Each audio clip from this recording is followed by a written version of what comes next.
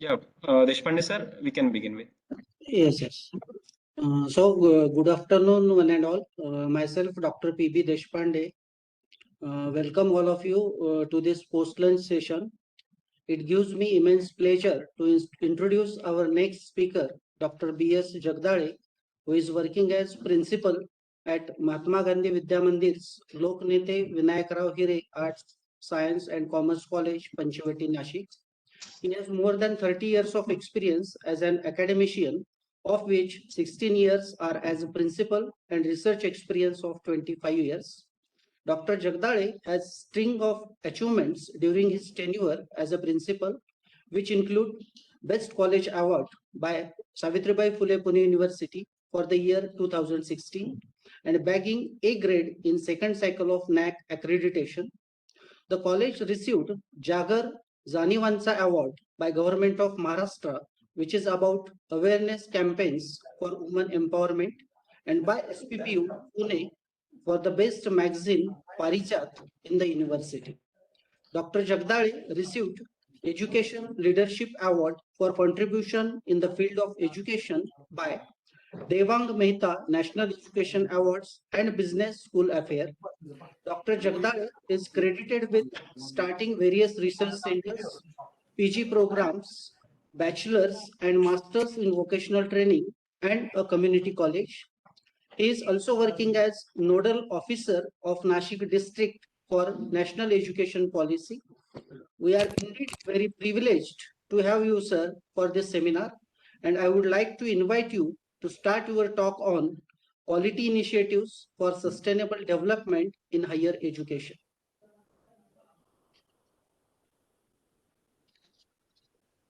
Thank you very much. Can I share my screen? Sir.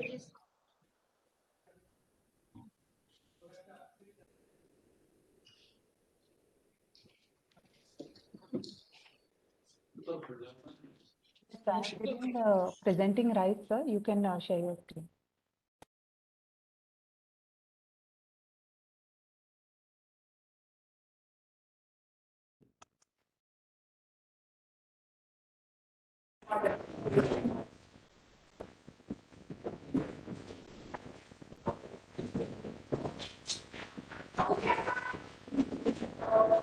Is it visible? Hello. Yes, yes. Yes. The slides are visible. You are properly audible.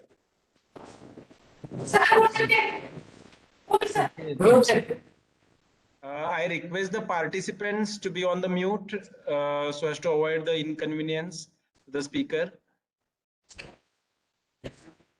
Okay, thank you very much.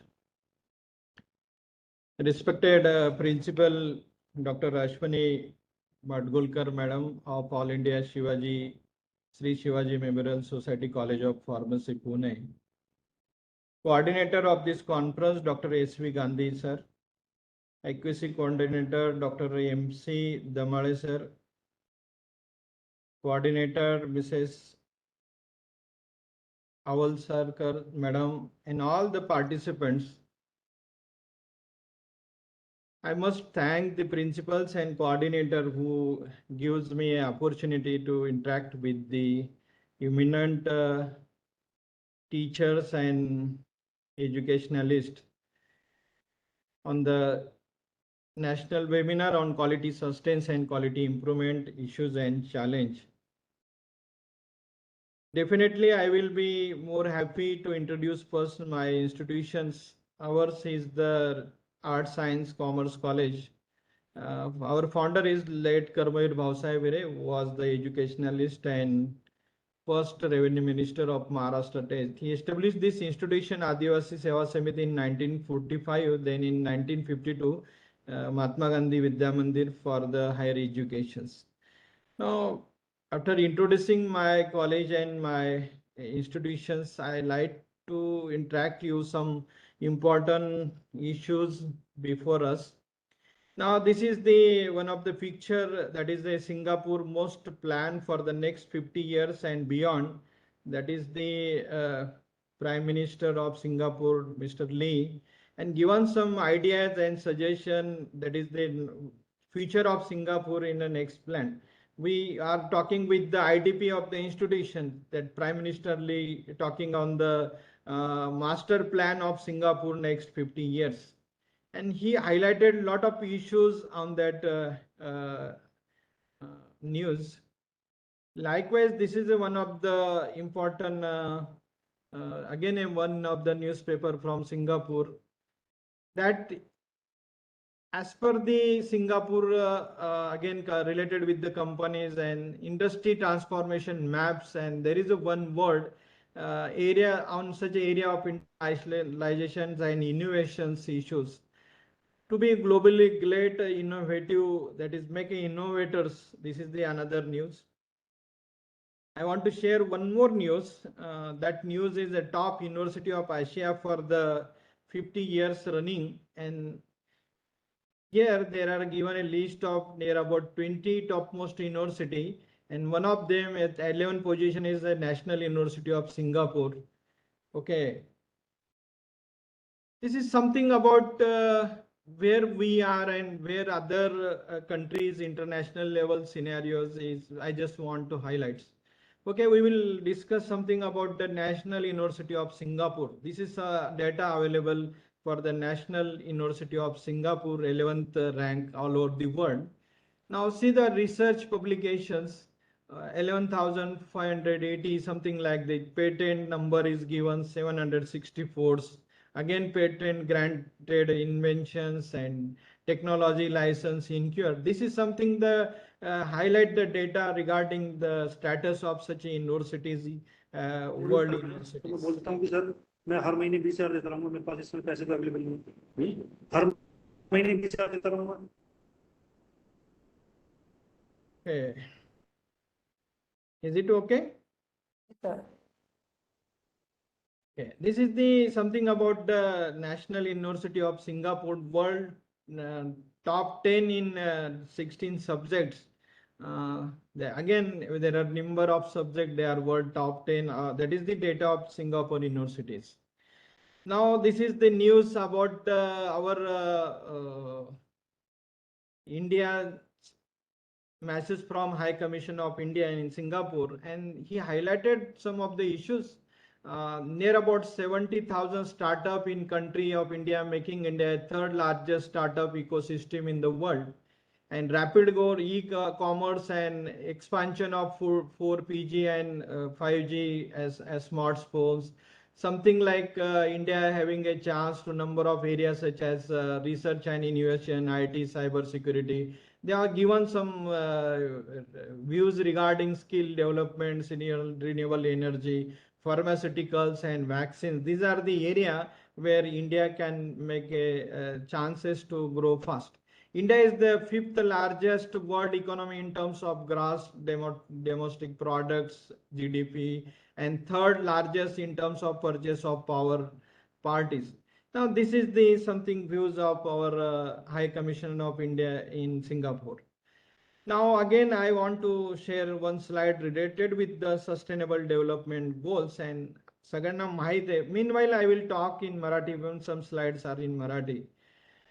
Okay, Shashwat Vikas, all of you aware this word Sustainable Development Goals, and that near about 17 SDGs and with 169 objectives that decided by transforming our world into 30 agenda by Sustainable Development Goals. And आपल्याला माहिती आहे की ह्यामध्ये 193 various countries participated and decided these Sustainable Development Goals. And here there are again why it is required. These are the something I mentioned some because of pollutions and all global problems, poor health. In that sustainable goals, that 4th one is a quality education. Now see, the ensure the inclusive equity quality education to promote lifelong learning opportunities for the all. This is the one of the sustainable goals out of system. I don't want to speak on each and every one. We will focus only on the 4th one, that is ensure inclusive quality equitable education for then promoting lifelong learning of the opportunities for all. This is the suggestion by Sanyukta Rashtra Sabheja. Now here, this is the slide. I am taking this slide in Marathi because most of you from Marathi medium. गुणवत्तापूर्ण शिक्षण सर्वांसाठी सर्वसमावेशक आणि सममान्य गुणवत्तापूर्ण शिक्षणाची संधीच कशी आहेत, and they have mentioned some point. Up to 230 शिक्षणांच्या सगळ्या मुला मुलींना फ्री उपलब्ध करून देणं प्रायमरी. अगेन प्राथमिक शिक्षण दर्जेदार देणं, चांगल्या क्वालिटीचं देणं, महिला पुरुषांना समान दर्जाचं तांत्रिक व्यावसायिक त्रिसूत्री समानतेचं शिक्षण देणं, रोजगार, उत्तम नोकरी आणि उपक्रमशीलता तांत्रिक आणि व्यावसायिक शिक्षणाने कशी मिळेल हे बघणं, आणि एक राष्ट्रीय स्किल डेव्हलपमेंट, युवक आणि प्रौढांच्या संख्येत 10% त्याच्या शिक्षणात वाढ करणं. आपण we call it as equality 2030 पर्यंत पूर्ण संपवायची आहे. These are the some शाश्वत विकास, what skill development, शांतता, अहिंसा, सर्वांना समान नागरिक. Again, these are the some points mentioned specified by that sustainable development goal initiatives. And then after towards our country, this is the graph showing the in 1955 overall Indians have a life expectation, something average mentioned is 37. Now we are reaching to up to 68 average on an average. Now toward the scenario of latest data of All India Survey of Higher Educations. Now in India, as per the data available from 2020, number of universities 1043, number of colleges, more than 42,000. In number of students in crores of students taking the higher education, number of teachers near about 15 lakhs. Now see the growth of this number of universities in India. From this graph, we observe that lot of universities established after 2000, and number of universities are increasing. Number of student enrollment in the higher education has grown to 11.4% from 2056 to 2020. Now this is something about the scenario of enrollment of higher education students in our countries. Now, what are the problems, challenges in higher education? This is as per the UGC guideline. All of you are professional faculties, most of the participants from professional units. You are related with the AICT knobs and all these things. We are arts, science and commerce colleges, affiliated colleges are under UGC, and here I am focusing as per the UGC guidelines, as per the UGC law. What are the challenges in higher education? Achieving target gross enrollment ratio to 30% by 2020. All of you are aware with these things. Now here we are about near about 80 to 90%, and 2020 I think that part is over. Developing the cultural rather than just degree holders. We are just providing degree holder. Develop youth and with environment, sustainability, human values, preparing youth for global competence and all ODL modes, all of you familiar, attracting the retaining qualified and competent faculty. Now this thing, something about the establishing world-class institution of higher learning.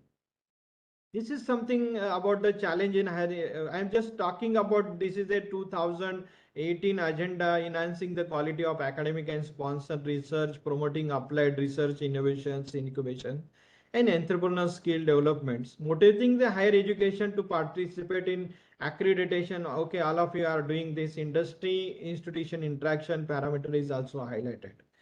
Now, as per these challenges, UGC also decided some quality mandates. I just give the list of this. I'm just UGC mandate for the quality. They have some targeted some issues. Improvement in graduate outcomes. Okay, in later on we will discuss on the graduate outcomes. At least 50% students secure employment. This is the one of the expectation from the UGC. At least 2/3 of the students engage in socially productive activity during their period of studies. Train at least 75% student in essential professional skills like soft skill, innovations and critical thinking. teacher related vacancy at a point not exceed to 10%, 100% of teacher oriented every year. Every institution shall get accreditation with a minimum score of 2.5 by 2022. Now, this is the expectation of UGC. Again, UGC and all HRD minister giving lot of ideas, guidelines, and as per the NSP expectation, there are a lot of changes made. These are the some initiative taken by the Ministry of Education, has developed lot of guidelines for that. I don't want to highlight these things, all of you are aware with this, but related with the Fit India movement, HRD minister given lot of initiatives for life skill, and these are the guidelines available on the UGC website. I don't want to hyperlink here. Now they have some suggested some initiatives for that also. Induction program for the student, learning outcome based curriculum. There is a separate guidelines what can be follow, do's and don't do, something that guidelines is given. Adoption of information and communication technology, it's imparting the life skill of the student. Social and industry connected of the every HEI. Again, there are some given some guidelines for each and every initiative. There are a separate guidelines is given. Evaluation framework is there, tracking of student progression, all of you talking about the ABC, academic bank of credit, faculty development initiatives, quality research and creation of new knowledge, monitoring of non-accredited institutions. These are the some initiative taken by the HRD ministers. Now in NEP principle, there is a one term I just want to highlight on the curriculum part is only synergy in curriculum across all level of education. In all over the India, all HEI in a different faculty, there is some different syllabus. Every university having some autonomy or autonomous college having a separate syllabus. But synergy in curriculum syllabus part is very essential when we talk on the quality enhancement and quality of higher educations. Now, this is the some suggestion by NEP for the school levels. Curriculum load should be reduced. Critical thinking, discussion, and analysis-based learning should be there. Students should be given more flexible and choice of subject of studies and particular job secondary schools. Now, these are the some point highlighted by the in NEP curriculum must have some covered some constitutional values, gender sensitivity, fundamental duties, skills related with the citizenships, environmental, hygienes related. These are the some point highlighted by the NEP as per the NEP. There are the again some point they are also highlighted on artificial AI and environmental education. Now they also focus on the learning outcome based curriculum frameworks. We are in the area of outcome based education, and every institution trying to achieve this target, whatever the education we are providing. At professional college have a practice of mapping and gap finding, gap in educations, and they are just working with the COs and POs, and these things are with more familiar with the professional units. But our higher education units, art, science, commerce streams are somewhere lacking. I will discuss something about that also. Now, graduate attributes is a most important parameters. UGC and all governing agencies have given some expectation after graduations, and this is the something about the slide related with the graduate attributes. Student must after completion have some knowledge base, problem analysis skill, design skill, then communication skill, some related with the lifelong learning, ethics and equity, impacts on society, individual team works. Now, you peoples, that is professional units, are mostly working whether our student upon completion of the program, whether that skills are achieved by the student, whether that students are competent for the jobs related. This is my opinion regarding the syllabus. Whatever the suggestion made by UGC or expectation made by higher education institutions. Now, restructuring of the school education. Though we are talking today on the higher educations, but we must think regarding the school education syllabus. Now, when we compared CBSEs with our state board syllabus, there are a lot of differences. need to think on the total education pattern of the syllabus of the all state boards and other board. Then again, there are two type of education system in our, mostly in Maharashtra, English medium schools and Marathi medium schools. We can make a comparison of these two type of syllabus. There is a lot of difference. Two syllabus, two education streams running parallelly, though parallelly, but there are a lot of differences. English medium schools prepare for professional, most of the student prepares, but those are from arts and science. And when we compare these two start of syllabus, those students from CBSE pattern, whatever they learn in the at the level of 11th or 12th, we are teaching the same topic at the graduate and postgraduate level in university level syllabus. This is the something we must discuss here. Restructuring of school education, we can talk about the restructuring of school education, and when we examine the patterns, when we uniform the syllabus, then and then we get a good student from ground also. Now there is no filtration because all examinations as per our state policy, there is no examination up to a 9th standard. We are just promoting the student. This is also one parameter affect the quality of the educations. Now, definitely, these are the some restructuring of the syllabus. I already mentioned student from ICSE board or CBSE boards having a good skills and different expectation as per NAP. But as compared to that, our state board lacking behind in terms of syllabus point of view. Again, restructuring of syllabus, there is a lot of suggestion we can scope and depth of the syllabus. Something about the student from commerce stream cannot perform functions related with the banking center. These are the some drawbacks in the short in the scope. Narrow few concepts are there. Lot of syllabus had less concept based. Root learning is there. Less scope for creativity, less applied. These are the some point I just want to highlight. The new syllabus must be job oriented, based on local need, based on practical purpose, scientific purpose, problem solving. We must think on that issues as per the Bloom's taxonomy, and training, experiential learning. This part of project based learning involved in CBSE patterns, but instead but there is a lacking in some part of experiential learning. Now, self-employment, these are the some point I just want to highlight. Again, I just want to highlight on assessment and evaluation.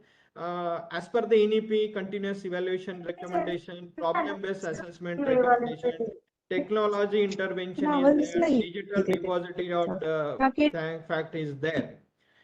Now, here again, though we are introduced credit-based system in our education pattern, but there are some parameters where something about the expectation of CBSE, CBCS expectation continuous evaluation of student, but there are some drawbacks also. The college with few students are not in regular in colleges, and there are some lot of problem facing with the continuous assessment. Though there is a credit system into, though there is a semester pattern introduced, whatever the actual scenarios, when we are talking with the more huge number of students, then if we are talking with the 1000 student enroll in a FYBA, then there is a lot of problem with this CBSEs also. Now, reimagining of vocational education, this is again one parameter where NEP talking lots. In our India, there are near about 5% of the student taking vocational education as compared with other countries, and NEP recommended near about in 10 years, they are trying to introduce vocational education in schools and higher education in institutions also. And they have a separate national scheme skill qualification framework. In our college, we already introduced most of the program from 2030 under NSQF, and this is the list of the program. This is the initiative already taken by our college, and we are running under BO the programs in automobile technology, retail management, food security, film arts. These are the degree programs. We have a automobile technology and retail management, that is a PG programs. We are also having a diploma course in two-wheeler technology, beauty and wellness, travel tourism. wineries is also there's apiculture. Okay, we are introduced this program. Along with this, we are running some certificate courses also. That means these are the initiative we already taken in 2013, and we got a vocational education, vocationalization of higher education. Likewise, every educational institution can register for these programs, and they can start separate vocational education program in their institutions. Now there is a one term introduced in a NEP, that is internationalization of higher education. In our institution, we have set up separate cell that is called an international cell, and we appoint one licensing officers, and we are connected. We have made action plan for that, and according to that, we are trying to have good interaction with international universities. Also, we are inviting the international scholar researcher from other university. In last month, we got a good opportunity to invite one of the international personality from Singapore University, National University of Singapore, and discuss. He talked on the research and scenario of the Singapore University. This type of activity we can increase. We can have a good relation. Though some universities having good international relations, sale office is there. Likewise, every higher education institution can establish such a type of educational systems. Now, last year we modify our vision and mission statement as per the directives of NEPs and expectation of latest expectations. Now, every education institution likewise can modify their vision and missions to enhance the quality, and as per that we can make action plan. And this is our college vision and mission. I just want to, next slides we will focus only on the what are the initiative taken by our college, basically for the arts and science streams. This is the overall scenario, that is from 1971 to 2020. This is the enrollment of student in my college. Last year we have celebrated Golden Jubilee year, and these are the 10-point agenda we focus first. Institution and our founders, we have some plans, some activity related with the academics. Institutions and infrastructure, development of infrastructure, institution and technology, institution and environmental, institution and social linkage, institutions and industry, institution and academia, institution and women's empowerment, institutions and healthy lifestyle, institution and culture, and institution and student welfare. As per this 10-point agenda, 10-point action plan, we have taken a lot of initiative along with our IQSA. Now, this is something activity every institution can plan. We can connect our patrons because of their contribution. Every higher education institution in Maharashtra, they are doing very good jobs. And because of their efforts, our patron was Karmayur Bhausaheb, who established these institutions. And we have planned such types of activities. Karmayur Bhausaheb and cooperation at national level. This type of activity, we can correlate such activity with the current scenario of the educations, and we can focus our student mind to the involvement. This is the one initiative taken, again one more, that is to organize the lecture series on the talk of social reform. This is the social reform and talk on the social reform. This is the activity initiative, that is a Vivid Tattva Pranali Vichardhara. Now, on this activity, we organize, every department given a one talk, and they brilliantly organize this activity. And throughout the year, we conducted a lot of online events, online lecture series, and we correlate with our some days. We are celebrating important days. That days we can have some activities, we can have some lecture series on any particular names. Likewise, every department can start a lecture series. We can discuss a lot of issues through this lecture series. This is one of the action plan we already introduced. Now, this is the one of the event we last year, though we have started from many years, labeled as a Loknetha Venkatravire Best Student Competition. Now, this is the competition for the department-wise competitions. Through this competition, we acquire some objectives. We have some goals, because our students are not in competition competency with the group discussion, competitive based learning. Now we organize some near about one competitive exam for different classes for 200 marks based on the NEET or say set exams. Then they get practice with this exam. We train them first of all. We make a continuous lecture on these different topics, how to face these competitive exams. Then we organize that event class wise. After completion of the exam, we short out the list, 3 student topmost list from the each class. And then after we make a group discussion. This is a something about this is a completely 3 days event continuously only on the chemistry. This all students get together, near about 1000 different topic get covered during these 3 days events.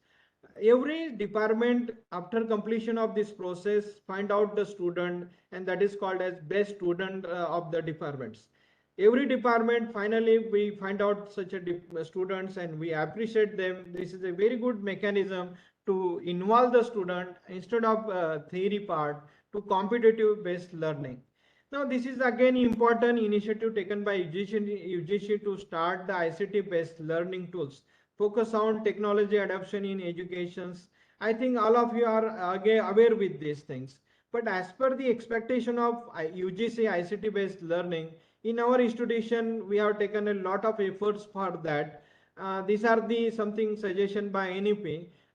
In our institution, what we have done, I just directly go on that. This is the initiative taken in a last year action plan, institution and technology, and we purchased a lot of software. We have developed some MOOC modules also, and these are the activity we conducted. We national webinars conducted on the technology base.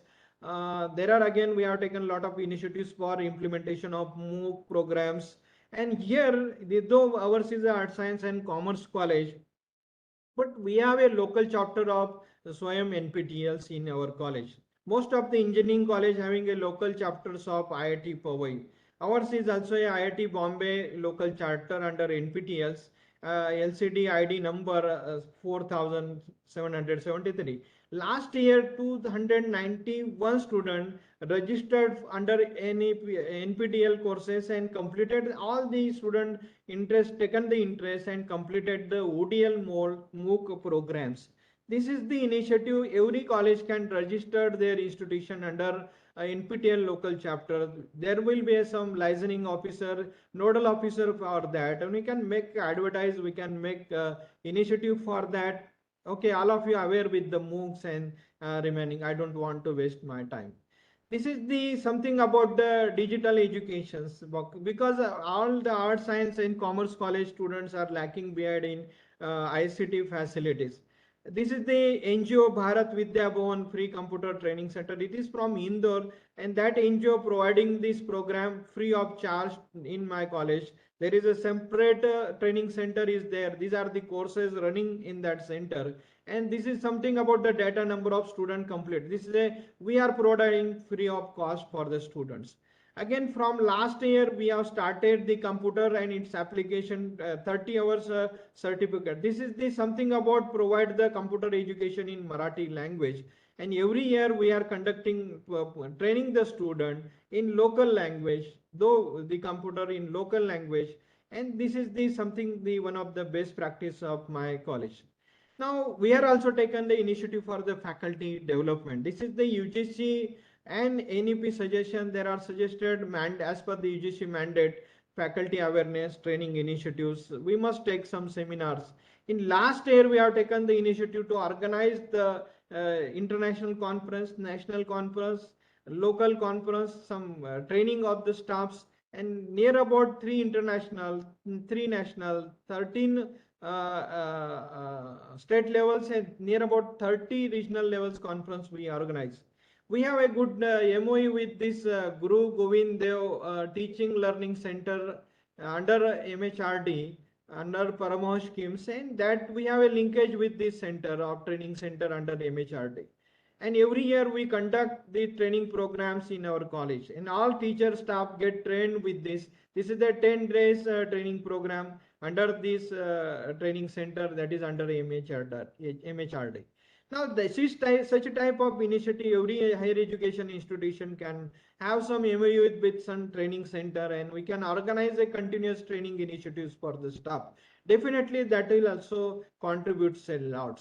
We have organized a lot of online training programs, international conference, and we invite a lot of eminent persons from abroad. Also, these are the some events. I don't want to waste some time. Now, this is the one event organized by Department of Marathi departments and international poets, though they are from different language, we translate that online program, and this is also a good initiative. We can have some. We are also trained our faculty on the staff training initiative. We have taken a lot of programs for that. These are the initiative taken by IQSN, and these are the number of events we organized during the last years. Promoting the quality research, we are also taking a lot of efforts for that. Basically, promoting the research is not an easy task. Community related research is not an easy task. Now, quality of the research quality enhancement, we have taken a lot of initiatives. As per the NEP directive, there is a separate national framework, foundation NRF is there, and thinking about the investment on the research also. Okay, all the agencies have accepted funding. I don't want to waste time there. What we have done is that we have set up a research advisory committee in 2009. And as per, there are eminent scholar invited participant, and that scholar advise each department. There is a separate research advisory committee, and in that committee we have invited a eminent scholar, research scholar, and continuously we are taking the meeting. We are taking the advice of that research scholars. And after that, last year we have some plan, 2 students per project, 5 students per research paper. This is something about for the PG students. Now we have organized series of lecture series on research methodology. Every department made it mandatory to organize a series of lectures on research methodology. This is the slide related with the Department of English. We have organized a lot of webinars on intellectual property, IPRs. Every department we made it mandatory, and because of that we are appreciated by Ministry of Commerce and Industry, that is promotion of industry and in traditional trade office. We get an appreciation letter under NEPM. That is the something about the achievement after completion of this different program. We also appreciated by the government proper agencies. These are the some slides showing the research methodology workshop. Likewise, we are inviting some eminent. This is the program schedule of the Department of Commerce, Chemistry. This is Dr. Kumbar from Department of Chemistry. This is something Zoom link. We go through the proper planning and we complete the easy. This is the slide showing the mathematics department activities, psychology department activities. And this is the something about the outcome of these initiatives. Before 2014, we don't have any PhD program. We are running now 11 PhD programs. Near about 112 students registered in our research centers. We organize a number of conference workshop initiatives for the research and publication policy. Our college have given some incentive of the staff, students, those are publishing good quality research. We are giving some monies, funds in the form of scholarships. Even we are providing the funds for patent publications. That is a separate quality policies. We have a proper SOP for that. Whatever the incentives we are providing, there is a proper policies is designed, and as per that publication. This is the something graph showing the number of publication increase, number of books and chapters are increased, and near about we got a good funds for research also. These are the some initiatives under the research schemes, and we are providing some incentives to the students. This is the one of the activity we started last year under research policies. That is under the name of Loknetya Venkatravire Innofest. That Avishkar at college level, we organized the Avishkar for 3 districts, and we invited students from all over the 3 districts and from all professional as well as non-professional faculty. Near about 400 students participated last year in this competition. And such a type of platform, though universities are providing for us in the form of Avishkar competition, but every higher education institution can frame such a type of activities, and number of students get benefited. We are also have trained our faculty and staff to basic computer literacy along with these different parameters. Okay, I think I got only 15 minutes up to 3 p.m. I have times. I have to go fast now, no? We have also MOUs with different companies. We have these initiatives. This is the slide showing the different MOUs with the different industry for vocational courses and all the programs. These are the activities of MOUs. Social and industry connect is also one of the parameters we adopted under Unnat Bharat Abhiyan, 5 villages by our college. We are taking a lot of activities under that also. Institution and environment. This is the initiative taken by IQAC for last year, and we have planned a lot of activities for that. Organize a lecture series, different lecture series, involvement of student. Now this is slide showing the student progress initiative for the student progression. That is involvement of alumni engagement. As per the NEP, alumni engagement, how we can connect the alumni, how can contribute the alumni for the overall development of the college. And as per the NEP and as per the HRD minister, alumni engagement is a very important nowadays. Most of the IITs and their alumni contribute a lot for their institutional development. That means HI should focus on the alumni engagements. This is very important because in future we get a fund from that. Okay, introduction of program for student. This is the initiative taken by HRD minister. That is a Diksha Amrut. They have given a separate guidelines for induction program of the student. During the induction program, what type of steps we can take? That may be for 10 days program. I don't want to take more time of your participant. Imparting the life skill of the student. There is a separate guidelines of life. I just want to take few minutes for that. I just showing you the life skill guidelines as per the UGC guidelines. Now they are given separate syllabus for 8 credit programs, and as per that syllabus, we can start this program in our college. Though the professional college not interested with this program, but this is a very good topics syllabus is there. We can appoint some coordinator for that, and for 8 credit we can conduct the life skill development programs. Now this is the initiative we can take in your college. Last year we have taken the institution and healthy lifestyle. We have started number of certificate program, health awareness campaign, alumni engagement initiatives. Then we have some shortened programs from online mode. These are the different certificate program we have started.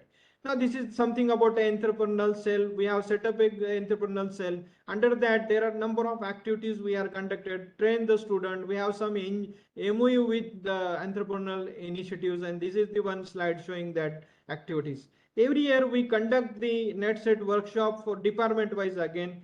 10 days mandatory net set workshop for each department. This is the schedule of Department of Chemistry. I just showing for us. Now we have again taken a lot of initiatives for the sports. Under sports, we have set separate sports advisory committees, and eminent sportsmen from Nasik or abroad the Nasik, we have under that sports advisory committee. That initiative we have taken long back in 2009, and from that initiatives we get a lot of benefits. You see the scenario 2008-9 we have only 4 national players, and after that up to 2014 we are near about 3 to 4 national players, but after that there is a lot of scenario change. Now 14 medalist international medalist players are there. Now see the international player 5, then near about 60 students get benefited in international level. We got a very good international, 6 international players are get benefited produced by our college. Now see the number of students participated in the sports participation we increase. Now this is the event organized in our college. Number of teams participation, total number of team individual event participations 154.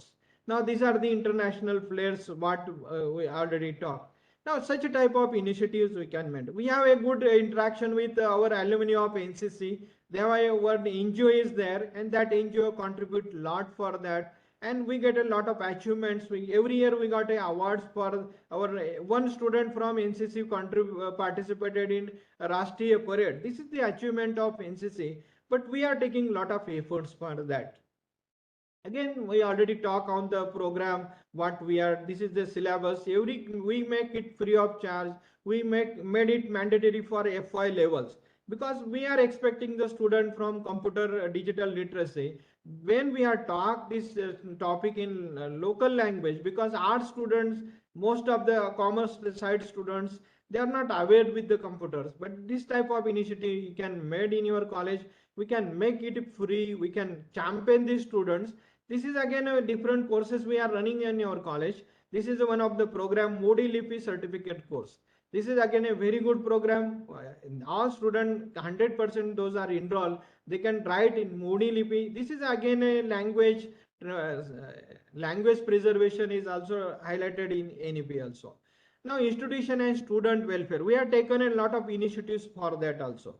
Now, under that mobile bank facility, free education for COVID affected student.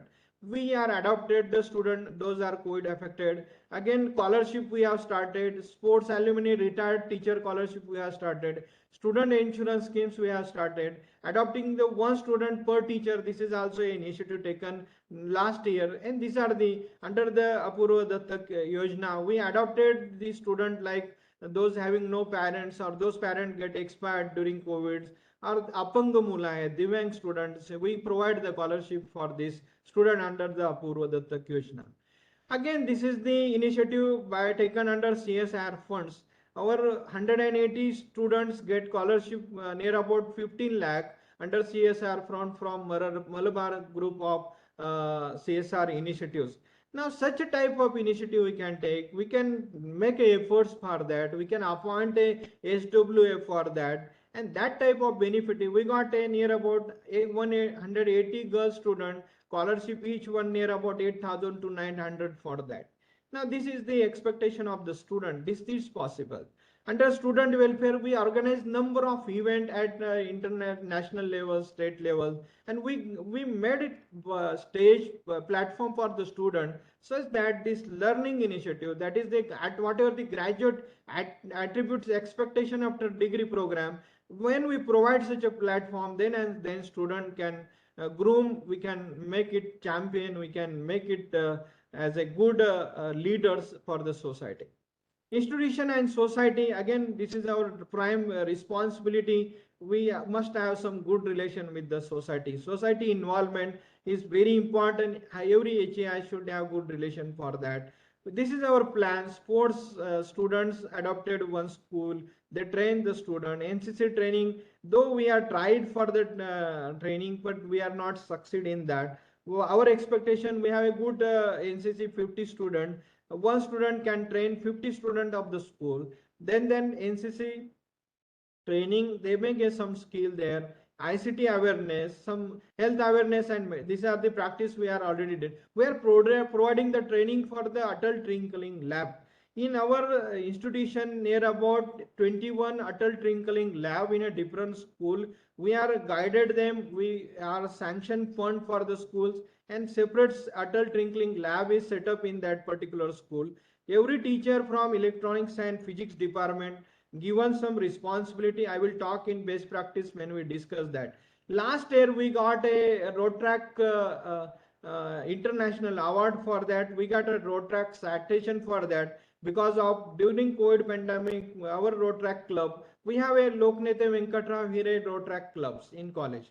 And that student continuously organize social activities. Under that, our Loknete Venkatrao Hire road track club got an international citation. This is international awards what we get because of these good activities.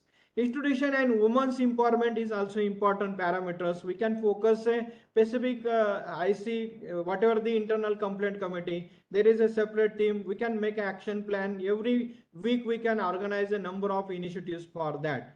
That is near about last year. This is the आरोग्य विमा योजना आम्ही चालू केली होती, आणि 12 विद्यार्थिनींचा विमाचा आम्ही फंड आम्ही स्वतः भरला होता. त्यांना एक वार्षिक विमा पॉलिसी आम्ही दिली होती. This is the type of initiative we can made it mandatory.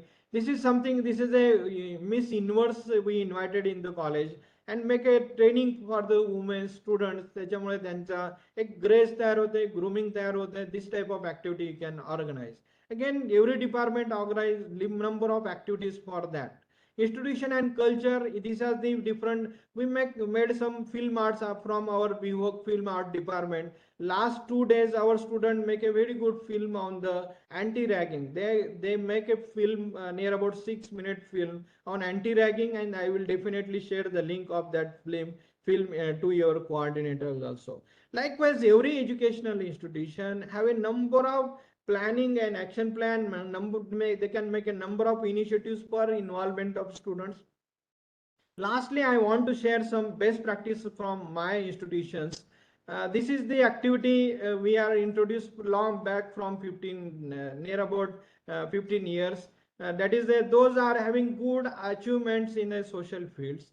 Such a eminent personals we get appreciated by giving the Panchoti Ratna Award.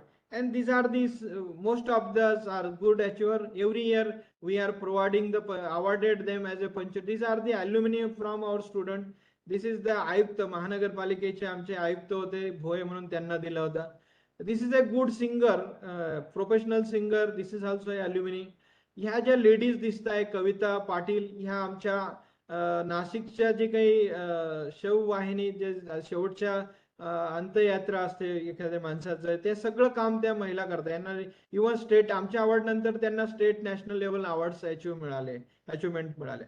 Likewise, we can appreciate someone.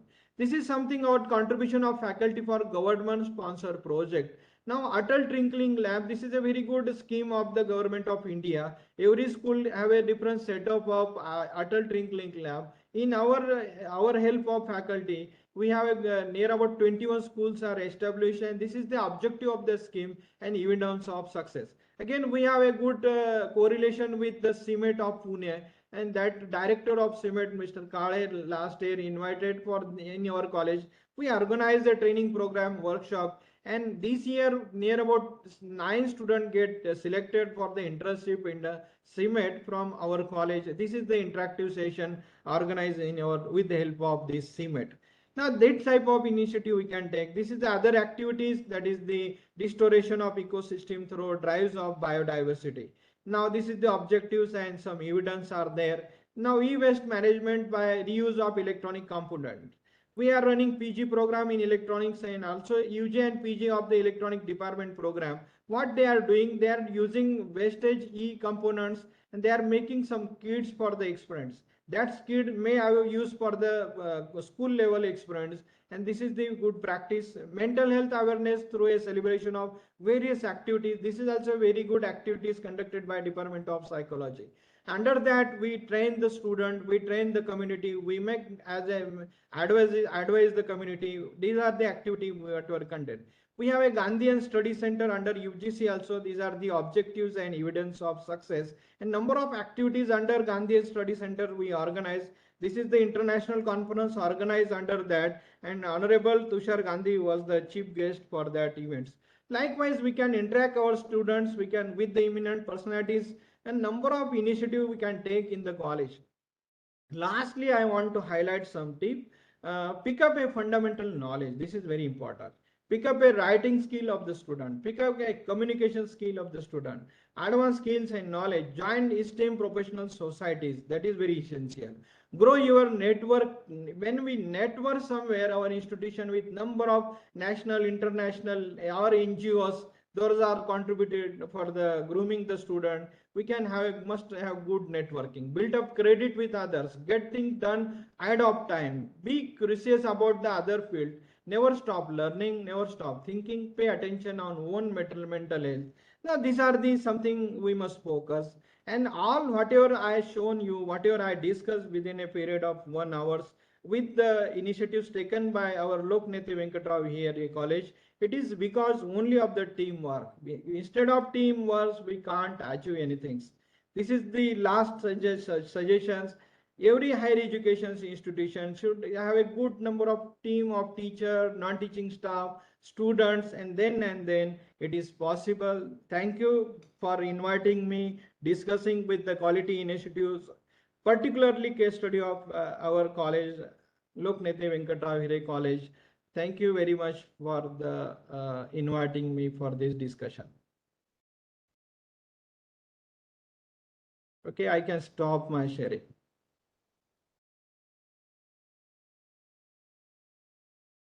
If you have any question, you can ask. Thank you very much, Jagdari sir, for such an informative session.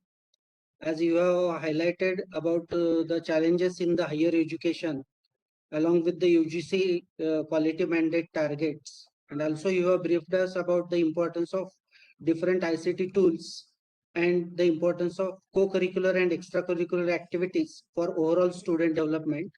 You have also thoroughly discussed the importance of skill-based education as per National Education Policy. So thank you very much, sir. There are some questions which are posted in the chat box by the participant. One of the participant has asked, is there a threat with CBCS system to produce jacks of all and master of none? Okay, just 1 week back, I made a comparison between the CBSE 11th commerce syllabus with the syllabus of our commerce economics department. I just download the economics 11th commerce syllabus and I just compared with the economics PG and UG programs. Now, what I observed that CBSE's 11th standard syllabus, we are teaching that same type of topic in PG program of economics. Whatever the suggestion made by that question raised, okay, there are some, because our Marathi medium students appearing for the CBSE pattern, somewhere they are not, though the community or though the systems are observing that they are not champion in any one. I am not talking about the outcome of the CBSE or state board, though our Marathi medium schools also have good number of students, a champion in all over the systems. But the comparison of the syllabus is my focus point. We must improve our syllabus point of view as per the CBSE board. Then there is a lot of improvement in our state board outcome also. We get a good type of student also. This is my suggestions. Okay, sir. Thank you, sir. One more question is there. As being a technical institute, how important is the participation in sports and cultural competitions? I think this is very important questions. We are every professional colleges neglecting these parameters, but sports NEP pointed definitely on the sports education, sports type of learning. When we make a team, we are talking about the team. Just try your all the professional students go on the grounds and just interact. Let talk with some games, train the games, then see the change. The sports students are more in leadership quality, having a good quality of student under lot of graduate attributes are completed after completion of sports programs.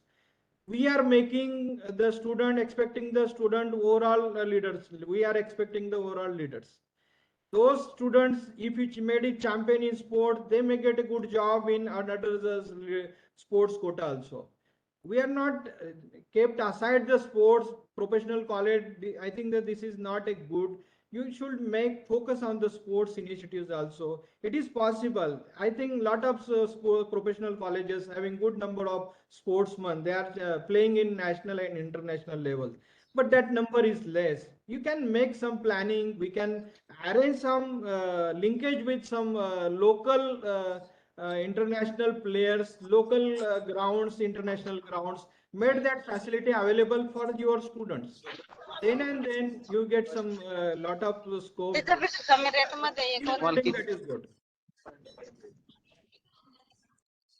Yes.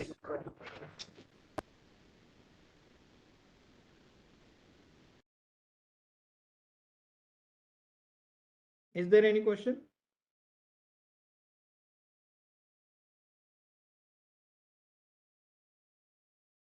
Hello.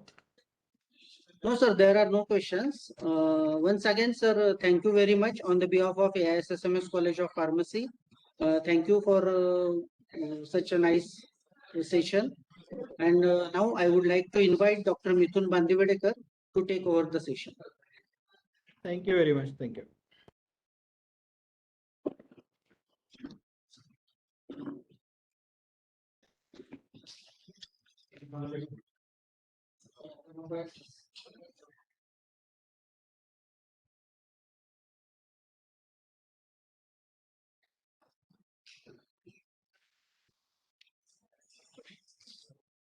Avinash Kharas is there.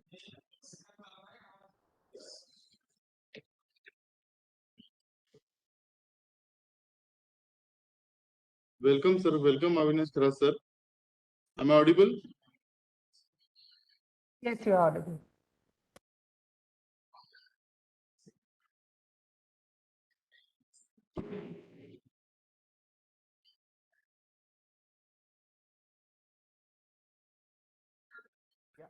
Am I audible?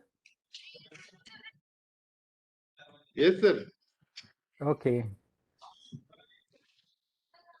So very good afternoon, sir, and all the participants over here. It's my pleasure to introduce our next speaker, that is Professor Dr. Avinash Ji Kharat. Professor Dr. Avinash Ji Kharat is the founder director of Lata Ganesh Learning Academy. He has graduated from first class from College of Engineering, Pune, and master from the same college in town and country planning. He has completed his PhD from Savitribai Phule Pune University in an interdisciplinary area, partly environmental science and partly civil engineering.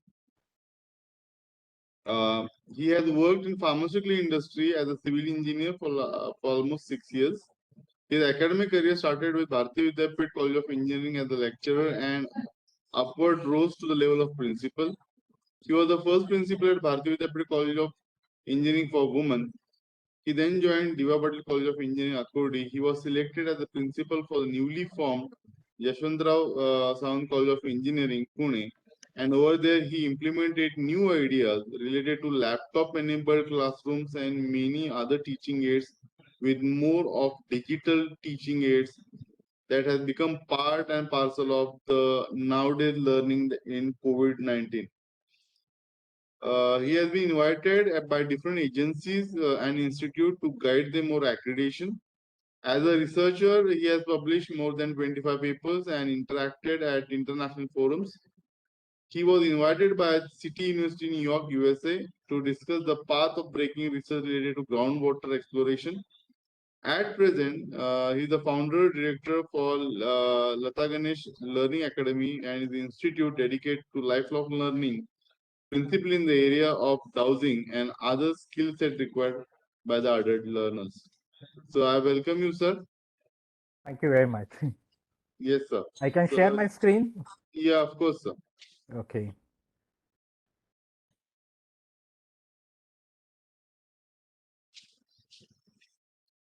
You are able to see my screen? Yes, sir. Okay. Okay. Okay. At the onset, I thank all the members, especially Principal Madam Ashwini Madgurkar, then Dr. Gandhi,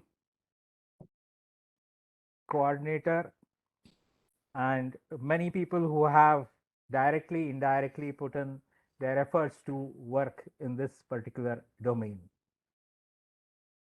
My earlier speakers, Dr. Mane, Dr. Arya, Dr. Jagdari, and they have already highlighted most of the aspects which I wanted to put on. So they have made my task much easier and simpler. So from that point of view, I find that most of the time we work in the same domain. However, we get on with many areas that can develop our educational system in a different format. So I go on further.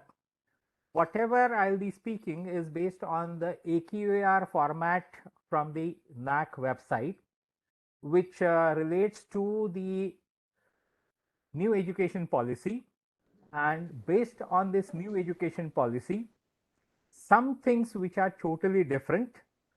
It is basically, it is pulling us out of the groove of the trend which we have been for more than 100 years or so in the teaching learning process. So it's a totally changing scenario as to how we'll be seeing our educational systems in order to develop. So I get on with this particular aspect.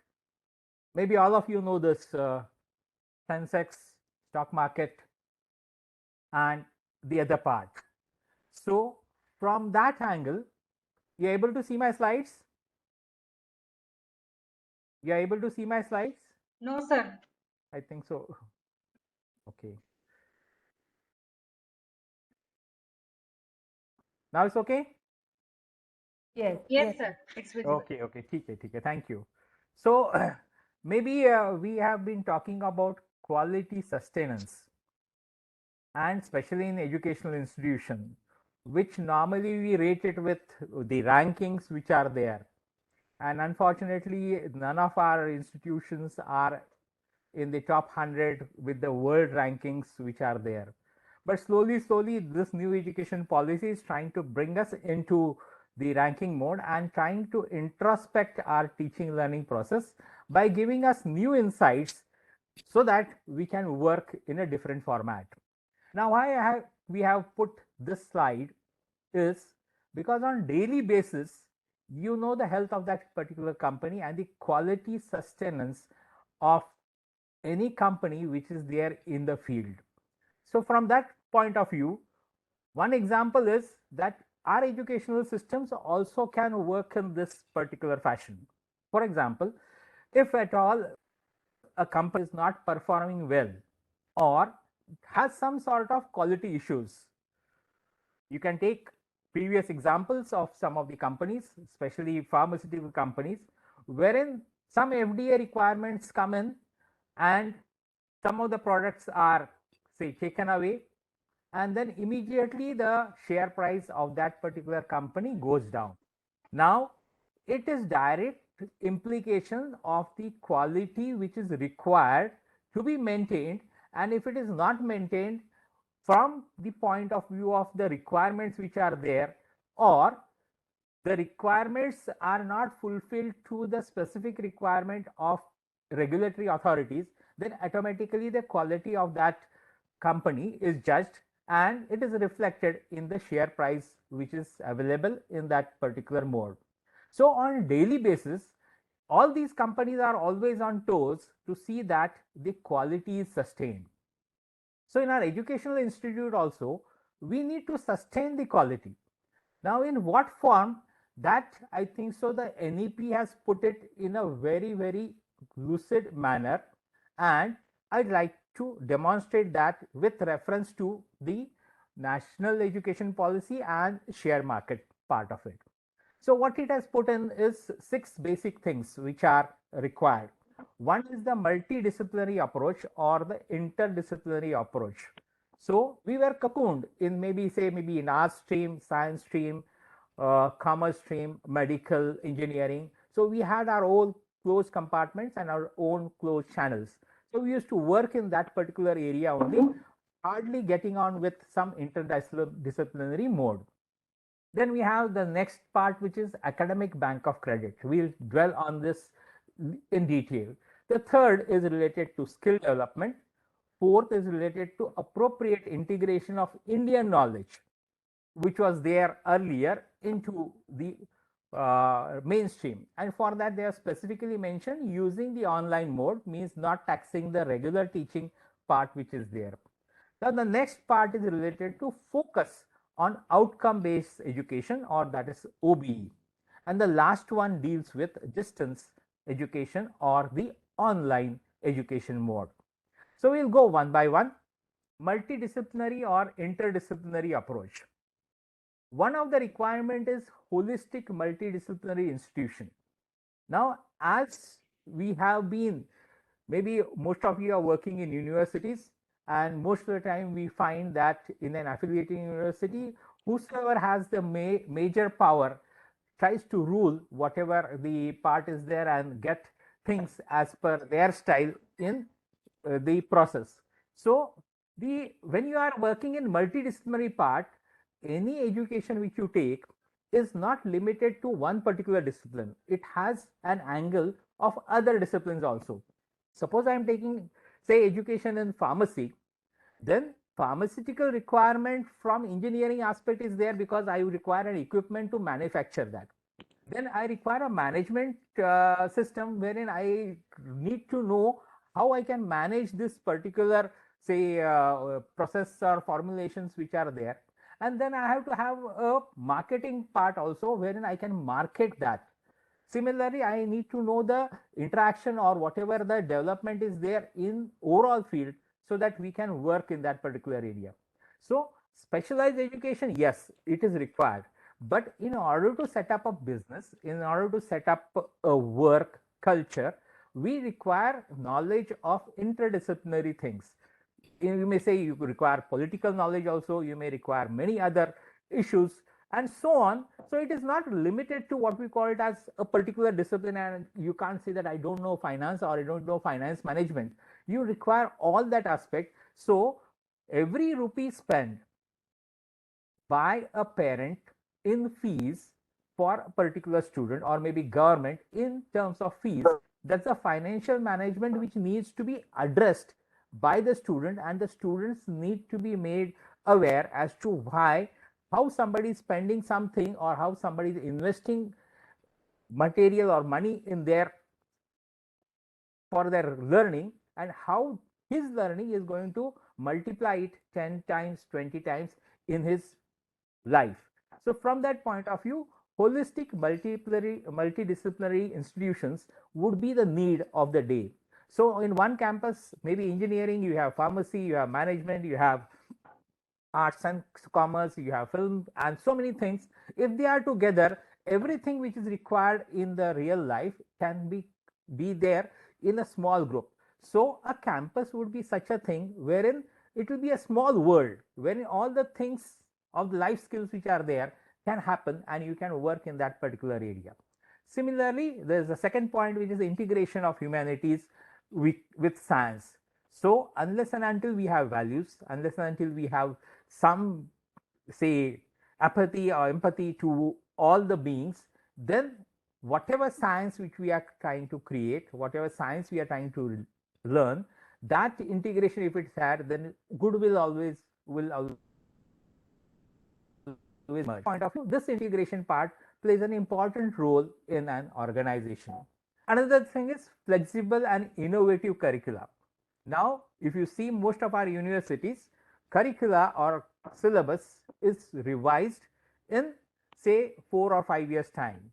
But curricula or curriculum is the responsibility of the faculty member.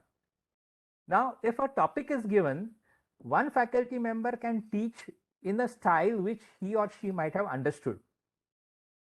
Topic is the same. Maybe for, if I say force is there, I may teach with some experimental work, I may teach with just explanation, I may teach with, say, films, I may teach with real life examples, and so on. So topic is normally given in syllabus, but curricula is the major responsibility of every faculty member who is going to deliver that to the students to design. So curriculum design, normally it is misunderstood as syllabus which is given by the university. It is not so. It is always onus on the faculty member to design a curriculum so that whosoever is a learner, he may not have the complete background, but knowing his background, knowing whatever he wants to learn, and then based on his background, you would like to deliver whatever material you would like to present, so that the fellow who is taking the knowledge or trying to learn would understand. So basically, curriculum design is assessing first your students as to what is their knowledge, and then pitching your topic or syllabus content such that the student would be able to understand. In this way, we try to develop what we call it as the holistic learning. And slowly, students are becoming much smarter because of our mobile phones and lot of material which is available on the internet. Even children, small school children, or even baby 1 year or 2 year childs also know how to use a mobile phone. So you have an opportunity to create a content which is palatable by any person, and especially at an educational institute, you can have this arrangement done. So it's a great job for the teacher that yes, you have the syllabus, you finish as per your style, and the class takes the examination and the whole thing, he gets some marks. But it is not so. Now the focus is on learning, not on giving whatever the content is there as per your style. Our main aim of education is that the student should learn. So our teacher's role is to design a curricula or curriculum such that whosoever is the weakest student and whosoever is the topmost student, for them, how you design that particular curriculum would be the major part. Similarly, because the next point is related to multiple entries and exits. Now this is related to something which was not existing earlier, and this is going to make a lot of changes in the complete system. Imagine a situation wherein a particular institute is very good in one particular area and some other institute is good in some other area. Now students tomorrow will take up the course which is good in that particular institute and then switch over to the other institute with that, so for their requirement for a different course. Now if this switching is permitted in the new education policy, then for a student, he knows or she knows that what is best in different institutions. Now added responsibility comes to the teaching fraternity, that you have to make your course good, you have to make your content good, you have to make your content in the very nice manner such that all the students would get attracted to you. Most of the time the best teacher will attract students automatically, and there is no advertisement required for that teacher to get on and get the students know it. It is passed on from the previous student whom he or she might have taught. Similarly, all the educational institutes with their teachers would have some strong areas which will have a complete amenity and facility for students to learn. And as it is a multiple entry and exit system, then whatever good I find in one particular college, I have an opportunity to learn it over there, acquire credits, and then go to some other institute which is giving something which I need as a developer or a processor, and from that point of view the overall development would be there. Now if this particular process goes on over a period of time, then we will be finding that most of the time this learning environment would be such that over a period of time you will be finding situations wherein learning would be open to all, free to all, and whatever problem is there with me for a particular aspect, means if as a student I have decided that I am a farmer's son and I would like to make my land or my area, I would like to make it very good. And for that what I require is maybe good knowledge in agriculture related to good knowledge in machinery, how can I use the modern machinery, good knowledge in say markets, how the things are there. Now all these things I cannot get under one institution, I need to get on with different institutions. And if this is possible for an agriculture student, or he wants to learn something or get on in one form or the other, then these multiple entry and exits would make that thing much simpler and easier. So you have these multiple entry and exit schemes which are there. Similarly, we have multidisciplinary research solutions which are there. Now we have problems. Earlier I think so one of our speakers talked about the highest ranking university of say Singapore, NES of Singapore. One issue which I would like to tell of the Singapore universities, they have solved society problems. One of the society problem which was there was Singapore was buying water from Malaysia, and the issue was taken up by this particular university, and what they did was whatever the water they were purchasing from Malaysia, that water if they could have their own with the technical part, when a university is said to be a source of knowledge, with whatever knowledge is there, based on the source of knowledge, whether we can create that water was the problem which was given to you. That was a pressing issue which was needed by the society. They developed a solution. Now they are exporting water to Malaysia.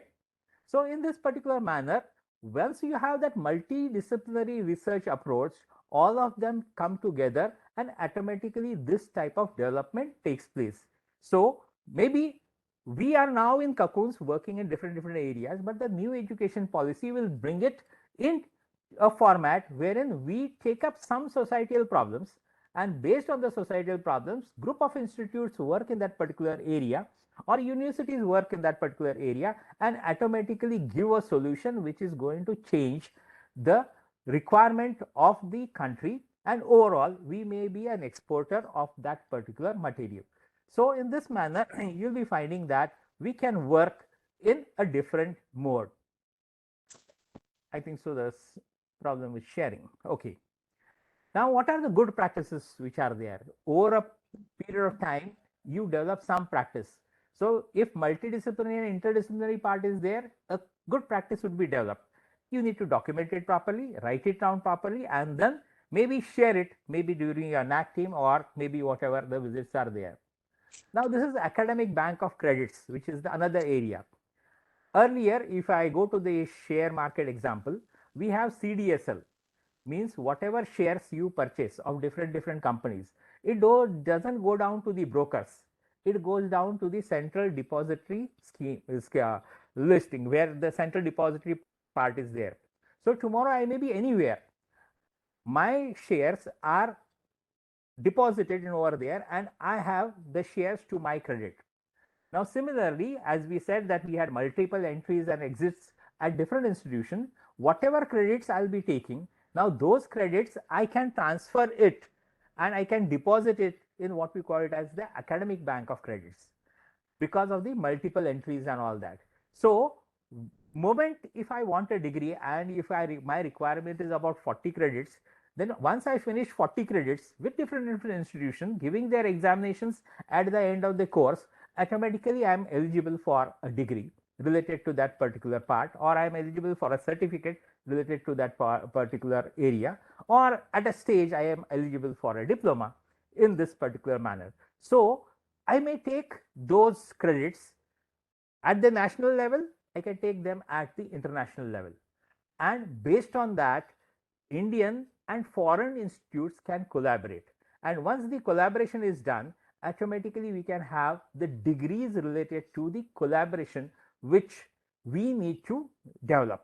So the collaboration of the say degrees which are there or whatever the courses are there, it will be seamlessly possible because we have a bank, and in that bank whatever credits I have earned because of learning in a particular institution, and that too one of the best institution where I think is whatever material I have got is according to me the best one. So slowly my credits would increase, and once my credits are increased, automatically I will be eligible for some sort of say job, some sort of skill set which is required by the industry, and automatically this development would take place. So from that point of view, another challenge comes into the faculty. For that we need to design a curricula. Now if you identify a problem and based on the problem you decide what needs to be done by a particular student, and you have an access to different institutions, then slowly you will realize that there will be a interdepartmental or inter-institute or institute in India and institute abroad, a good collaboration. And once we have a good collaboration in this particular mode, then we will be finding that we are doing for the global betterment. And when we are doing anything for the global betterment, it is what we call it as interaction with different agencies, and based on that, once the interaction is there of different agencies, then automatically things would work on. So similarly, what they expect is these good practices slowly when we inculcate, whatever good practices are there, we try to write them down and then go on further. Now, one area which has been getting on is basically related to skill development. Now, already NSQF, National Skills Qualification Framework, is doing a very good job.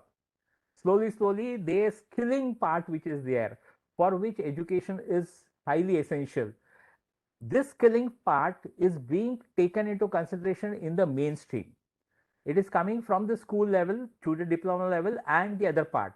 Slowly, we require skill labor, and this skill labor requirement, maybe we may have a good innovation thing, but somebody has to work somewhere with the required skill sets. Now, this skill sets would come through what we call it as the vocational education part. And once this skill sets comes in through the vocational education part, so we have a research wing which will be doing some research related to that particular topic, one teaching learning team, and whatever research work is there, if you want to put it into reality, you require some skill manpower. Now, that skilling part would automatically come if at all, if I have a thought of making something, then I require that skilled person to bring that into reality.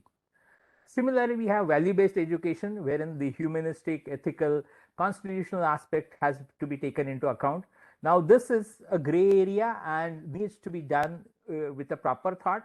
It should not be, say, sectorial, or it should not be say, to a particular community or the other part. This is a very sensitive area and needs to be thought of properly before introducing. One of the highlighted things which I would like to emphasize is the constitutional part. Now, the constitutional part, the awareness is very less in our educational fraternity. Slowly, once the constitutional awareness comes into picture, we will know how many things are there for us, and automatically that will add value to our system. So these are the another thing is how we develop. For that, we require good practices, and whatever the institute does, that you can inculcate them in the good practices part. Now, one area which I think so our earlier speaker also talked was having the integration of Indian knowledge system, means teaching in different languages. He also talked about NPTEL, Swayam and other parts. Most of the time you will be finding that we have most of the things in English or to some extent Hindi. But if you want to have the actual knowledge being percolated to the grassroots level, then we can have all the systems or all the knowledge being taught in the Indian language part. So we have many languages which are there. If we could convert it, which the films have already done. In the film industry, you create a film, then you'll be finding that the same film, which may be in Tamil, can be dubbed in Hindi, can be dubbed in English, can be dubbed in some different language. So based upon that aspect, because of the digitization and the digital world, so we can have that thing on, and in this way, if you want to impart knowledge, language should never be a barrier. Or if you want to internationalize it also, whatever you talk in English, it should be available in German, it should be available in Japanese, it should be available in Chinese. Automatically, you become not a teacher for your only organization, but you become a teacher for the world. And with the digital technology, it is possible for you to develop it. So ample scope, especially for teachers, is there for development. Now it's up to them how to take that up and work on. So already we have the bilingual mode. So if I'm teaching in English, I can teach in Hindi, Marathi, whatever I want. And there's more stress which is given in preservation and promotion of Sanskrit, Pali, Prakrit and other classical language. Another area which is stressed on is ancient traditional knowledge. Most of the time you'll be finding that the Western part is taking our ancient traditional knowledge, especially Germany and US. They are trying to take that, modify it, and we find the translated part coming back to us. And say maybe Mayamatan Mansar, the translators are from Sanskrit or Pali to getting on in the English mode to German and then to English, and we are getting it back in over here. So from that point of view, if we enhance our languages, then automatically this will go on. Indian culture, traditions, we have a good long trend of traditions. If we inculcate that in our students, it will go in the long way. Now, focus on outcome-based education. most of these institutes who have gone in for MBA or maybe even for NAC, the stress is on outcome based education. Now, what is outcome based education? Outcome based education is education which dwells on some sort of problems which are identified by the society. In other words, as our earlier speaker, we have 12 attributes which need to be addressed. So every student who is getting out of an organization or of an institution has to have these 12 attributes. Means he has to have knowledge, he can say maybe he should be able to analyze, he should be able to design, he should be able to investigate, he should be able to use the modern tools which are there, he should be conversant with the environment, he should be conversant with the society, he should have ethics, and so on. So communication, then management and lifelong learning, all these need to be taken care in the transformation of its curriculum, which is outcome based. So what outcome based curriculum says, that outcome based curriculum says that it is related to a complex engineering problem or complex problem solved by the institution. Now, if our students who are now very wise and good, if they are able to solve the problems much faster, then automatically you will be finding that our learning turns out to be better. So if you want papers, patents and things to be published, we have a very good intellectual brains, the young ones who are very dynamic in their digital literacy. With the help of them, our teachers can work together and solve many problems which are there. Recent examples of our students participating in different part of the competitions, hackathons and other parts, it has been found that students have brilliant ideas. Whatever has been emerged in the hackathons has emerged into startups, and over a period of time we have found that these students try to make some sort of industries, and all this is possible because of the environment which we can give to the students in that particular area. So from that point of view, basically outcome based education plays a very vital and important role, and if all the institutes try to adapt that, then automatically learning would be better and we would be able to solve all the complex problems which are there for the society. So this also can be brought into what we call it as the good practices which is needed for your AQAR. Now this is one area which sometimes criticized, sometimes adopted, and maybe Corona has made it possible to get us on in a manner that we had no other alternative but to go on in the online mode or the distance education mode. It has its own advantages, it has its own disadvantages, but it is there to stay. NPTEL, SWAYAM, Coursera, YouTube, many others, wherein some of our faculty members have put in their own videos, online education makes things much simpler. Now, if even somebody wants to cook something, they don't go to their auntie or grandparents or maybe your mummy for getting on what to cook. Even males, they cook seeing something which is available on YouTube, which is popular. They have that thing in front of them and automatically they put it into practice. Now, once we try to see that whatever is required, we slowly we will be finding that whatever is required and whatever time it is required, at that time it is digitally available. Now, once that digitally availability is there for of the education, then automatically it's anywhere anytime learning. Now, if it is anywhere anytime learning, then automatically you'll be finding that basically this learning, because of the content which you are going to develop over a period of time, this content is going to be highly useful for us from the development point of view. So creating content, which is the main task of the teachers, should be done such that it is highly professional. It should be just like films. If you make that content in a nice manner, It requires time, it requires efforts, it requires validation. If you make it, it is for lifelong. Many of our actors are non-existing today, but we still see or maybe see them in the live mode. Tomorrow I and you may not be there, but our digital content may remain. People would see still our digital content and learn from it, provided it is of that good quality.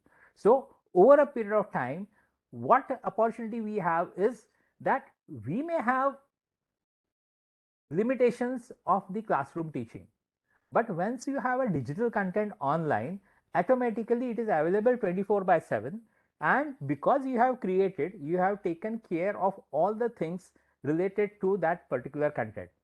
So even for NPTEL or SWAYAM, the content needs to be validated. Then only they put it on the main platform, or they give you also payment for creating that particular content. Even Coursera or other places, unless and until they feel that the content is good, then only they upload it at their portal.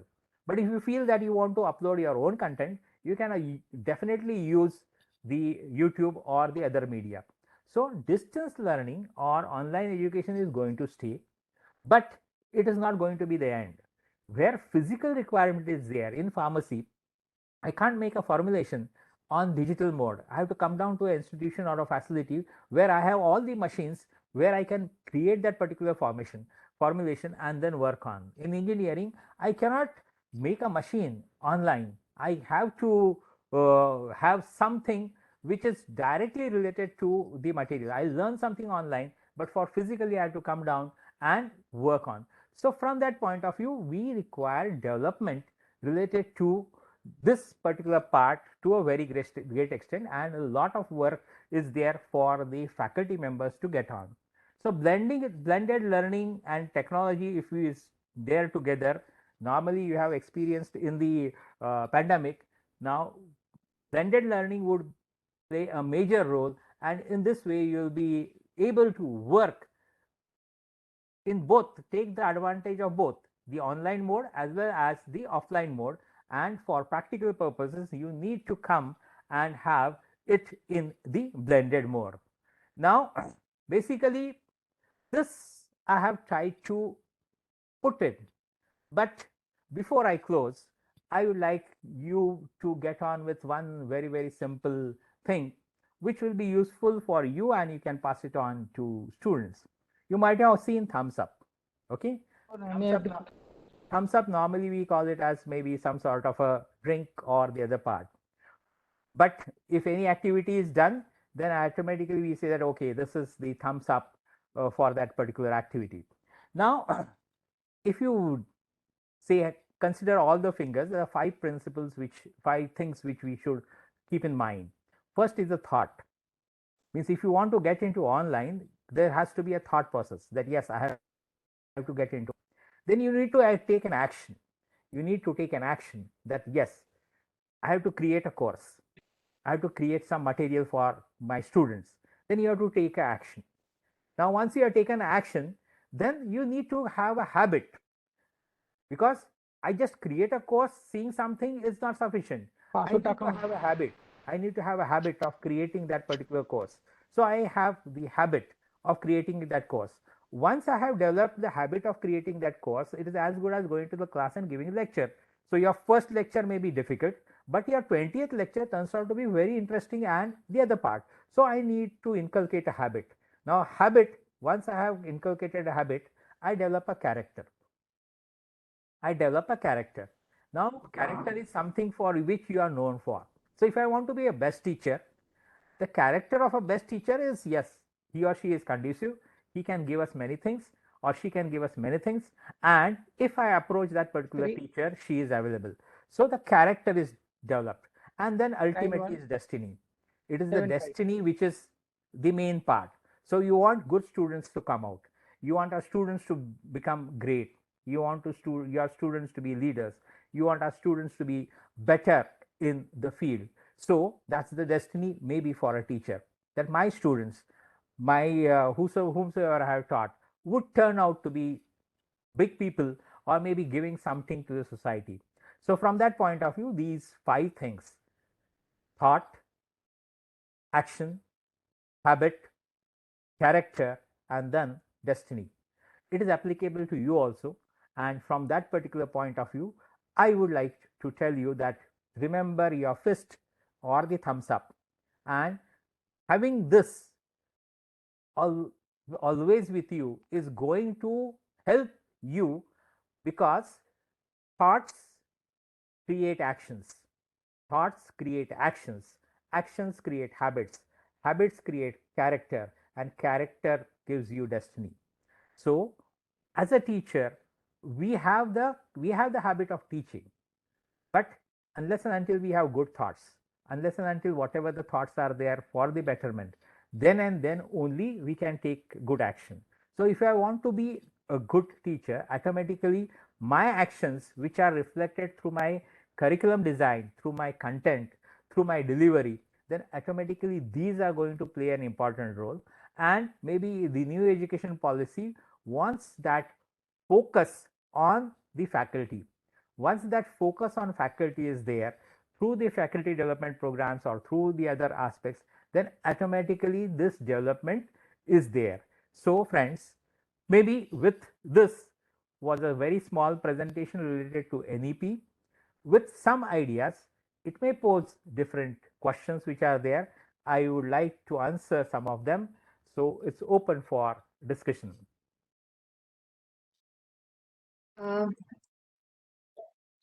Sir, I would like to read out a few questions which were asked in the which are asked in the chat box.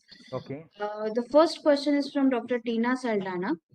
Okay. She's asking, sir, how should institutes manage the logistics of changing student strength as they exit or join in terms of optimal staff resources, lab consumable resources? Okay, that's a question normally with most of the people. Minimum staff, optimal resources, and many things which are there. I think so. With the new education policy, and if at all any institution wants to really do good, then whatever the material which you are having, how you can optimize that. As far as maybe most of the time, whatever I have experienced, give an opportunity to any of the faculty members and students, they try to bring out something totally different. In some cases, we have found that students have made some experiments which are totally different, which are related to the syllabus, but for a curriculum design, they have made it in a different manner. So whatever additions which are there, those have been done by students with the aspect that these can form part of the system or part of the laboratory setup. So maybe optimum utilization is there. Yes, normally syllabus says that this is the requirement, but then syllabus just outlines whatever the things are there, but it is on the faculty member that if I want this concept to be understood and this experiment is going to be very good, then there is nobody say holding you that this should not be done. You can do it. Only thing is you have to approach the concerned authorities, your head of department or the other people, principal accordingly. If you require funding, you can get funding from HOD or the principal. It's the funding which is required. So if you put forth, I think so lots of funds are available. You can make use of that and have the experiments done. Okay, next question, please.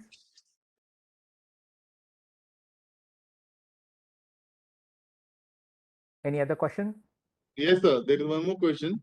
In this ABC only for private universities, and how can affiliated colleges have this facility unless the affiliating university gives this facility?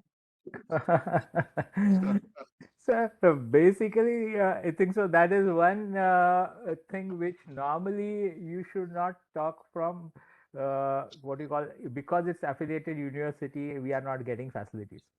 Okay. Teacher is himself or herself an innovator. What affiliating university gives is just a syllabus. That's what I'm trying to highlight. And most of the time, people make a mistake that it is the curriculum or the curricula which is given by the university. Teacher, what we say is, university or any affiliating university never holds your hand of doing something different. They say that yes, you do as per whatever the syllabus is there, and outside syllabus is up to you. Whatever you want, you can get on. basically teachers, if they are innovative, if they are working on some particular problem, and they find that this is the part which is not understood by the students, then he or she can make things which will be useful, so that it could be part of the development. So most of the time you'll be seeing that you have board of studies, you have the members which are there. If you find that there is some lacuna, as a teacher you can put forth that lacuna to your HOD or maybe your departmental advisory committee meeting, and through your departmental advisory committee meeting you can put it to the university. University will take up from the point of view of, yes, this is essential and it should be required, it will be debated over there, and it will be coming under syllabus, and when it comes from the syllabus, automatically these things would be done. Now we have, say, limitations, maybe 40 hours, 30 hours, whatever the things are there. But beyond that, who has limited you to work on? Beyond 30 hours, if a student wants to work, they can work. We give them additional courses, we give them additional material. Slowly, they try and develop whatever the things are there. And for a teacher, a student learning and doing some work is a greater satisfaction than just following the syllabus and creating a content which is just mapping the syllabus. A teacher should never do it.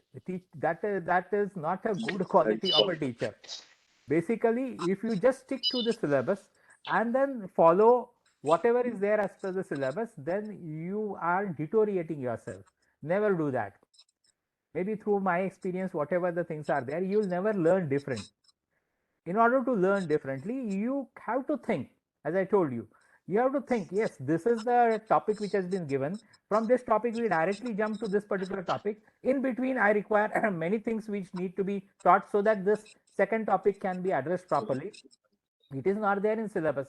That doesn't mean that I should not teach it. I have to teach that so that the second topic which is there is thoroughly understood.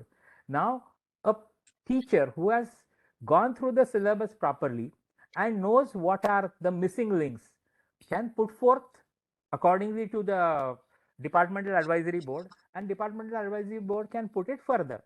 But nobody holds the teacher from designing the curriculum which is in line with the syllabus, but whatever the missing links are there, those are also taken care by the teacher, and over a period of time it becomes part and parcel of the system. Because whosoever is sitting in the board of studies, they are limited from the limited vision which they are there. They debate in order to have an overall aspect. But you see, earlier the education was, say, running at a very slow pace. But now, because of the outburst of the digital content, there are many things which students come in and ask, Madam, why this? Sir, why this in this particular manner? Earlier, we never used to ask any teacher, because whatever the teacher said was considered as the Brahma Vakya, and that's the end of it. But now students are curious. They want to know why it is so. They immediately show in your mobile, that's madam, you said something like this. Now this is something like this. And why don't you put it in this particular manner? Now immediately the questions are asked. And so from that point of view, whatever development is there, whatever the part is there, now taking that advantage, the missing links, this teacher has to design. And from that point of view, maybe the teachers have to be in touch with the recent development, know what every student is learning about, and based on that, you can go further. So in this way, basically, it is not you stick to the syllabus and work on, because that is always a question which most of you who might have gone through the NAC process, they might have understood it, that ultimate fulcrum of any university or any educational institute is the teacher. Some of the institutes which are top rated institutes respect and honor all the teachers. Some, I would not mention that, but who do not respect teacher automatically get into trouble. So when you call of quality and sustenance, automatically you'll be finding that this part goes down. It's okay for you. Maybe I have answered. Yes, a very elaborated answer for it. There is one more question. It says that the current NEP is focusing on education and higher education in different languages. Around about 13 to 14 languages have been identified. Mhm. So how it will be implemented on current education system? Basically, now the digital part is coming into play. Digital part, if you see most of the time, if I speak in English and you want to listen in Hindi, or you want to listen in Marathi, or you want to listen in Chinese, or maybe you want to listen in, say, a different language, that immediate conversion through the artificial intelligence, or maybe through, say, machine learning and the other part, it is possible. Now, with the host of data, maybe you might have all gone through Google and the other part, you talk in one particular language, maybe you speak in the Marathi, it will be typed in English. So you type in English, it will be typed in Marathi for the other person. So all this integration is happening at a very faster pace. And this integration, for tomorrow, it will be much easier. Now I speak in my particular language. And what's going to happen is that maybe we are now talking in 2D mode, wherein you are just seeing half part of me. The recent development which are there in machine learning and AI, I can be virtually there standing on a podium and the whole world can see me virtually. It is as if I am standing in front of you.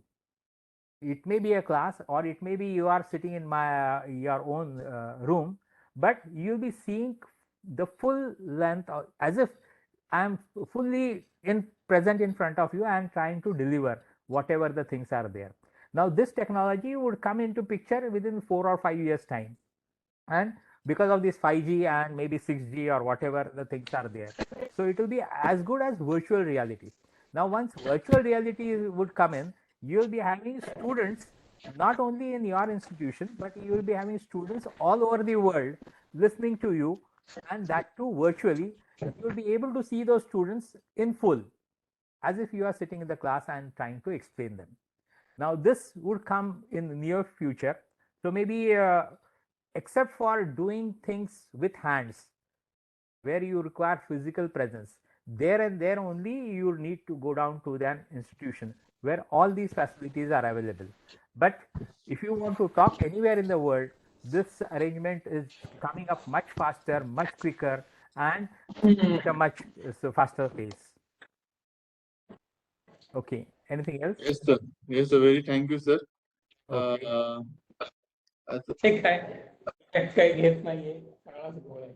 Yeah, I call upon now Ms. Amruta Avaskar, madam, to propose the vote of thanks.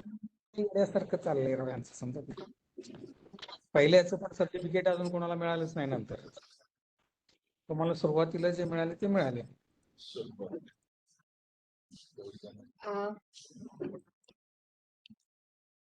I request all the participants to put on their video for a group photograph.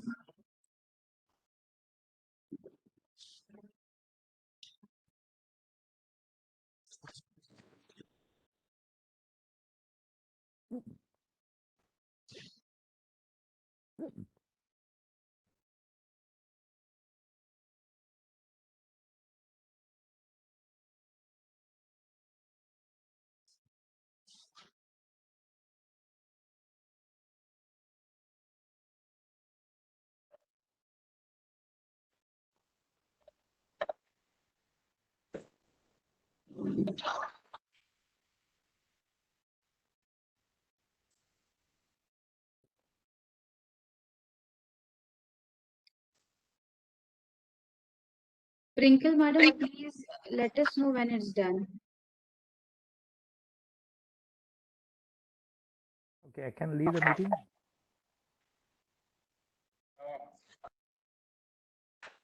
Sir, please be there. Please be there for a while. Okay. Prinkle, madam, is it done?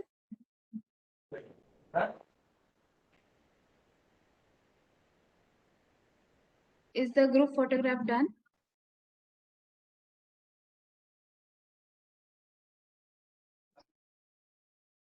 I hope it's done. Amruta, Yes, madam? you can continue. Amruta, madam? Yes, sir. Yeah, 1 minute. It's a request to all the participants to fill up the feedback link which has been shared in the chat box. It's working. You will get the certificate soon. There is a link in the chat box for the feedback. Please fill up the details. Secondly, we will share the contents, that is proceedings of the seminar with all the participants soon. So keep visiting us on the college website, that is www.aissmscop.com, and you will see the details as well as a link of for the videos on the official YouTube channel of the AISSMS College of Pharmacy. Over to Amrita madam. Yeah, thank you, sir. I am Mrs. Amrita Avraskar, and I would like to thank all the esteemed speakers for today's session, Dr. Pradeep Mane, Dr. Suhasini Arya, Dr. Bs Jagdari, and Dr. Avinash Kharat sir, for sparing their valuable time and delivering lectures that would benefit the colleges, aiming for quality in all aspects and ultimately to get accredited with good grades. I thank NAC for collaborating with us for these lecture series for the third consecutive year. I extend my sincere thanks to our Honorary Secretary, Shri Maloji Raje Chhatrapati, and management of AISSM Society for their motivation and support. I thank our respected principal, Dr. Ashwini Madgulkar, for her support and backing in the process of planning and execution of the seminar lecture series. I thank our IQAC coordinator, Dr. Mrunalini Tamle madam, for time-to-time guidance regarding the same. I thank all the staff members and all the people directly and indirectly associated with this event. I thank all the participants who actively participated and attended the 4-hour-long session. Last but not the least, I express my thanks to the Central and College Media team for providing technical assistance for this online event. I hereby declare the conclusion of the event. The feedback link is posted. You can all please fill in the feedback link to get the certificates. Thank you.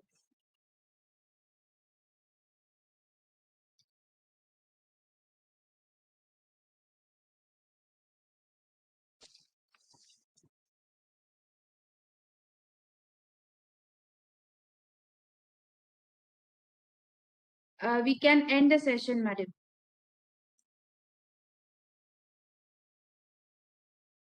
Okay, ma'am.